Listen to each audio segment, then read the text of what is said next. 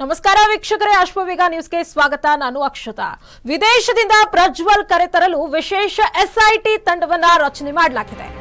ಒಬ್ಬ SP, 3 inspector, 3 sub inspector ತಂಡವನ್ನ ರಚನೆ ಮಾಡಲಾಗಿದೆ. ಯುರೋಪ್ನ ಹಂಗೇರಿ ತಲುಪಿರೋ ಕರ್ನಾಟಕ ಪೊಲೀಸರು ಸಿಬಿಐ ಸಹಾಯದಿಂದ ಇಂಟರ್ಪೋಲ್ ಅಧಿಕಾರಿಗಳ ಜೊತೆ ಚರ್ಚೆ ನಡೆಸಲಾಗ್ತಾ ಇದೆ. ಎಲ್ಲಾ ಮಾಹಿತಿ ಕಲೆ ಹಾಕಿರೋ ಎಸ್ಐಟಿ ವಿಶೇಷ ತನಿಖಾ ದಳ.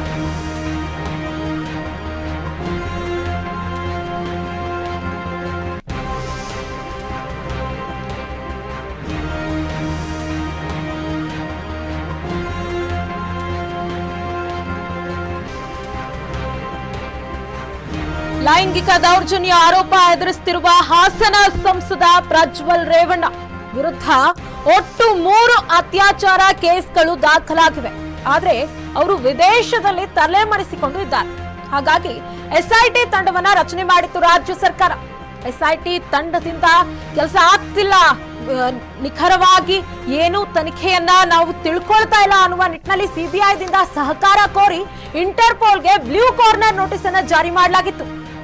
ಈಗ ವಿದೇಶದಿಂದ ಪ್ರಜ್ವಲ್ರನ್ನ ಕರೆತರಲು ವಿಶೇಷ ಎಸ್ಐಟಿ ರಚನೆಯನ್ನ ಮಾಡಲಾಗಿದೆ.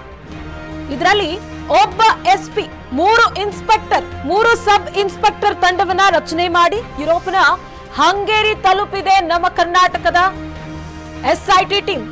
ವಿಶೇಷ ತನಿಖಾ ತಂಡ ಸಿಬಿಐ ಸಹಾಯದಿಂದ ಇಂಟರ್ಪೋಲ್ ಅಧಿಕಾರಿಗಳ ಜೊತೆ ಚರ್ಚೆ ನಡೆಸಲಾಗಿದೆ. ಎಲ್ಲಾ ಮಾಹಿತಿ ಕಲೆ ಹಾಕ್ತಿದ್ದಾರೆ ಎಸ್ಐಟಿ. ಹೀಗಾಗಿ ಎಸ್ಐಟಿಯ ಇನ್ನೊಂದು ತಂಡವನ್ನ ರಚನೆ ಮಾಡಲಾಗಿದೆ. ಎಸ್ಐಟಿಯ ವಿಶೇಷ ತನಿಖಾ ದಳ ಇದೀಗ ಹಂಗೇರಿಗೆ ತಲುಪಿ ಪೊಲೀಸರು ಕಾರ್ಯಾಚರಣೆಯನ್ನ ಆರಂಭಿಸಿದ್ದಾರೆ. ಒಬ್ಬ ಎಸ್ಪಿ, 3 ಇನ್ಸ್ಪೆಕ್ಟರ್, 3 ಸಬ್ ಇನ್ಸ್ಪೆಕ್ಟರ್ ತಂಡ ರಚನೆ ಮಾಡಲಾಗಿದೆ.